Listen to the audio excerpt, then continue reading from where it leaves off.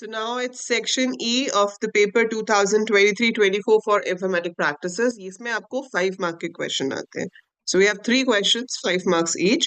पहला क्वेश्चन है SQL के ऊपर based. Write suitable SQL queries for the following. ये आपका मेजरली इंडिविजुअल रो फंक्शंस के ऊपर आता है. आपके पास चॉइस भी है.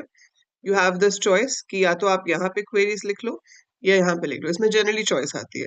सो पहला क्वेश्चन है to calculate the exponent for 3 raise to the power 4. अगर आपने इंडिविजुअल रो फंक्शंस नहीं पढ़े हैं प्रॉपर्ली तो आप इनके आंसर्स नहीं कर पाओगे. सो इट्स वेरी इंपॉर्टेंट कि आप सारे इंडिविजुअल रो फंक्शंस अच्छे से पढ़ो, प्रैक्टिस करो. ठीक है, तो इसका बहुत ही सिंपल आंसर है. इससे इजी कोई चीज नहीं है एसक्यूएल के अंदर. सो इसका क्या आंसर है? To calculate the exponent. Exponent निकालने के लिए पावर फंक्शन यूज होता है. तो हम लिखेंगे select power 3 raised to the power of 4. So 3 comma 4. That means 3 raised to the power 4 आपको calculate करना है. And don't forget to put the semicolon. So to calculate the exponent, select power 3 comma 4. 81 answer आ जाएगा. That is 3 raised to the power 4. To display current date and time. आपको आज का current date and time दिखाना है. तो दो options हैं. मैं select now भी लिख सकती हूँ या फिर सिलेक्ट सिस डेट भी लिख सकती हो. तो आप सिस डेट लिखते हो तो भी आज का करंट डेट और टाइम आएगा. नाउ लिखोगे तो भी करंट डेट और टाइम आएगा. Then to round off the value -34 to 2 decimal places. आपको राउंड करके बतानी नहीं है, पर आपको ऐसे भी आ सकता है कि क्वेरी लिखी होती है और आपसे आउटपुट पूछते, बट यहाँ पर आपको राउंड करने की क्वेरी लिखनी है. सो select round. Round is the function.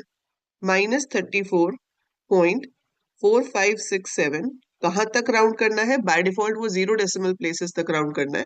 तो हम यहाँ स्पेसिफिकली बता रहे हैं कि 0 डेसिमल प्लेसेस तक नहीं चाहिए, 2 डेसिमल प्लेसेस तक चाहिए.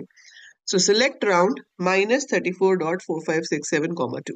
So it should round up to 2 decimal places. फिर कह रहा है to remove all the probable leading and trailing spaces from the column user ID of the table named user. So हमें spaces हटाने हैं. So leading का मतलब है जो starting में spaces होते हैं, trailing का मतलब जो पीछे spaces होते हैं. आपके पास एक function होता है जिसका नाम है trim. Trim is used to remove the spaces. So L trim सिर्फ left side से spaces हटाता है, मतलब leading spaces हटाता है आगे से. और एक होता है R trim जो trailing spaces हटाता है, मतलब पीछे से right side से spaces हटाता है. और एक trim है, trim left और right दोनों से हटाता है. तो इसने हमें दोनों से कहा है, तो हम यहाँ पे लिखेंगे trim. किस कॉलम से हटाने हैं? यूजर आईडी से. सो select trim user ID from the table जिसका नाम है यूजर. सो क्वेरी बन जाएगी सिलेक्ट ट्रिम ब्रैकेट में यूजर आईडी फ्रॉम यूजर. तो अगर आपके यूजर आईडी के आगे या पीछे स्पेसेस हैं तो वो उनको हटा देगा और फिर उसको प्रिंट कर देगा. फिर है to display the length of the string. So बहुत ही सिंपल है. स्ट्रिंग की लेंथ निकालने के लिए फंक्शन का नाम भी लेंथ ही है. तो आप लिखोगे सिलेक्ट लेंथ. जो स्ट्रिंग इन्होंने दी है वही स्ट्रिंग हम एज इट इज इसके राउंड ब्रैकेट्स में लिख देंगे and then we give the semicolon. So length का काम क्या होता है? To count the number of characters. जैसे फिफा में कितने हैं? 4, एक स्पेस हो गया 5, 5 और 5 10, 11 और 3 14. So it will be 14. But again आपको आउटपुट नहीं लिखना, आपको क्वेरी लिखनी है. So this is how we write queries for all individual row functions जो इन्होंने यहाँ पे पूछे थे. अब दूसरा चॉइस में ये है, आपको एक टेबल दिया गया है जिसका नाम है एग्जाम. अब आपको Kabir has created following table named exam. आपको उसको हेल्प करनी है to write down these queries. तो ठीक है, पहला क्वेश्चन है insert a new record. So insert a new record का मतलब क्या है? कि आपको एक नया रिकॉर्ड इंसर्ट करना है. तो नया रिकॉर्ड इंसर्ट करने के लिए कौन सी कमांड होती है? It is insert into. Insert और इनटू दोनों ही कीवर्ड्स हैं, ये तो लिखने ही हैं. देन आपका आ जाएगा टेबल का नाम जो है एग्जाम. आपके पास 4 कॉलम्स हैं, यहाँ 4 वैल्यूज हैं, तो आप लिखोगे values. So insert is a keyword, into is a keyword, exam is name of the table, values is a keyword. Round bracket में एक एक करके आपको ये सारी वैल्यूज देनी है. जो टेक्स्ट है वो कोट्स में आएगा, जो टेक्स्ट नहीं है वो बिना कोट्स के आएगा. And at the end you have to put a semicolon. easiest command you could write. फिर वो कह रहा है to change the value IP to informatic practices in the subject column. तो सब्जेक्ट कॉलम में जहां जहां पे आईपी है उसकी जगह पर आपको इंफॉर्मेटिक प्रैक्टिसेस करना है. So have to modify the table. तो हम यूज करेंगे अपडेट. टेबल का नाम अपडेट कीवर्ड है, टेबल का नाम है एग्जाम. यहां पर लिखेंगे set subject is equal to informatics practices कहाँ पे चेंज करना है?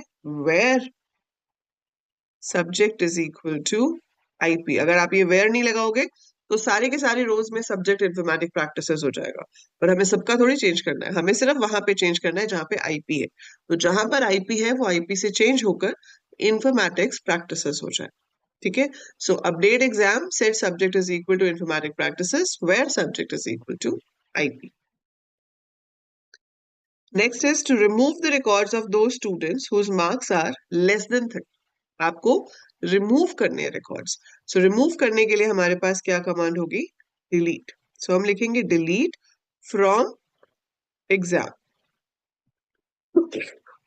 Where marks less than 30। तो जहां पर मार्क्स 30 से कम है उन सबको डिलीट कर दो। So remove the records of the students whose marks are less than 30। So delete from exam where marks less than 30। फिर लिखा है to add a new column grade of suitable data type. आपको एक नया column table में add करना है। सो नया कॉलम ऐड करने के लिए ऑल्टर टेबल कमांड यूज होती है। सो ऑल्टर टेबल, टेबल का नाम क्या है? एग्जाम है। So alter table exam add, column का नाम क्या है? ग्रेड, और उसके बाद हम यहाँ पर varchar दे सकते हैं, जो भी साइज आपको देना है। So alter table exam add grade varchar 10, grade उसमें आ जाएगा आराम से। फिफ्थ है to display records of informatic practices subject. मतलब आपको सिर्फ उन रिकॉर्ड्स को दिखाना है जहां पर सब्जेक्ट इंफॉर्मेटिक प्रैक्टिसेस है। उसको कैसे लिखेंगे? सिलेक्ट स्टार फ्रॉम एग्जाम, दिखाना है तो सिलेक्ट हो गया। वेयर, किनको दिखाना है? जिसका सब्जेक्ट इंफॉर्मेटिक प्रैक्टिसेस है। Where subject is equal to informatics practices. तो जहां पर आपका सब्जेक्ट मैच होगा वो सिर्फ उन्हीं रिकॉर्ड्स को शो करेगा, अदरवाइज नहीं शो करेगा। Right? So this is how we solve all the SQL questions. Next आपका कंप्यूटर नेटवर्क की केस स्टडी पे बेस्ड क्वेश्चन है। So this is the question based on computer network case study. हमें ये blocks दिए हुए XYZ Media House campus is in Delhi and has 4 blocks named Z1, Z2, Z3 and Z4. The tables give below shown the distance between them and the number of computers. इसमें typical set of questions आपसे पूछे जाते हैं, जैसे कि यहाँ पे पूछा है out of the 4 blocks on campus suggest the location of the server that will provide the best connectivity, explain your response. तो इसका आंसर क्या होगा? जिसमें सबसे ज्यादा computers हैं 290, तो Z2 should have the server and the reason is because it has the maximum number of computers, so it can provide services in a faster way.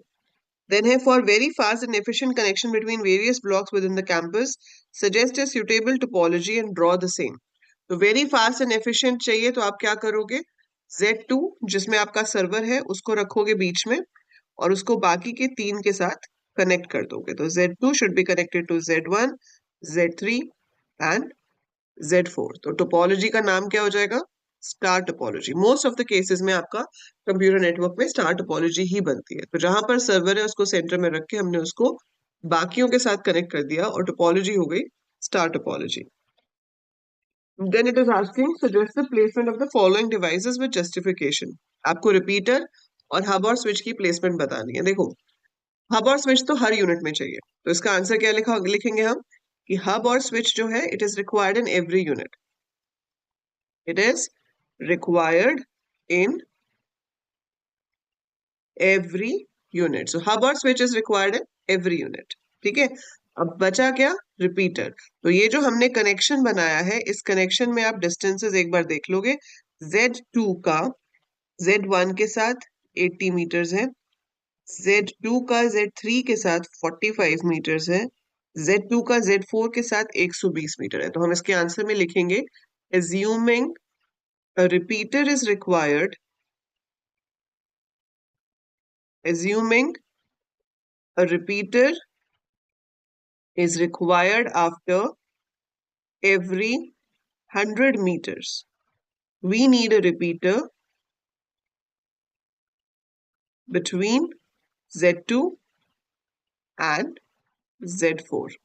ठीक है, तो हमें Z2 और Z4 के बीच में रिपीटर चाहिए होगा क्योंकि वहां पे डिस्टेंस 100 मीटर से ज्यादा है।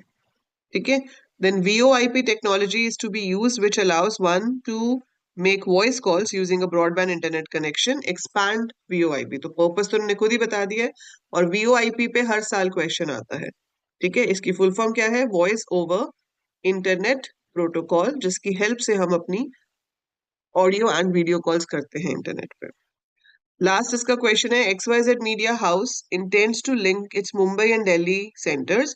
आपको बताना है कौन सा नेटवर्क क्रिएट होगा. तो इसमें ऑब्वियस सी बात है कि वाइड एरिया नेटवर्क कनेक्ट होगा, बिकॉज आप दिल्ली और मुंबई को कनेक्ट कर रहे हो, इनका डिस्टेंस आपस में बहुत ज्यादा है. So when you connect them together it will be forming a wide area network. And 5 mark के सेक्शन में आपका जो लास्ट क्वेश्चन है, it is based on your matplotlib. So choice है इसमें, या तो आप ये वाला ग्राफ बनाओ या आप ये वाला ग्राफ बनाओ. सो इसमें height of 10 students of 8th grade are given below, and then you have to make a histogram, और इसमें ये बार चार्ट है. तो मैं आपको दोनों ही कोड लिख के दिखाती हूँ. तो यहाँ पर फर्स्ट क्वेश्चन में हम क्या करेंगे, सबसे पहले import matplotlib dot pyplot as plt. So I'm going to import my matplotlib.pyplot as plt. ठीक है, इसके बाद आप अपना ये जो एरे इन्होंने लिया हुआ है वो सेम एरे बना लोगे, that is height underscore centimeters is equal to, take the same list, then write suitable python code to generate a histogram based on the given data. So histogram बनाने के लिए हम क्या लिखते हैं, plt.hist, और ब्रैकेट में आपने इस लिस्ट का नाम लिख दिया जिसके अंदर सारी हाइट्स हैं. ठीक है, आप बिन्स बता सकते हो कि आप कितने बिन्स में हिस्टोग्राम को डिवाइड करना चाहते हो. बिन्स मतलब कितने फ्रीक्वेंसी इंटरवल्स में आप उसको डिवाइड करना चाहते हो, वो आप बता सकते हो. नहीं बताओगे तो वो अपने आप अकॉर्डिंगली ले लेगा. ठीक है, अब वो कह रहा है along with an appropriate chart title and both access labels also give suitable Python statement to save the chart. So इससे हमारा हिस्टोग्राम बन जाएगा. आपको टाइटल देना है तो उसके लिए फंक्शन होता है plt.title. इसमें हम टाइटल दे देंगे, हमने यहाँ पे दे दिया कुछ भी, हाइट, कंपैरिजन और whatever.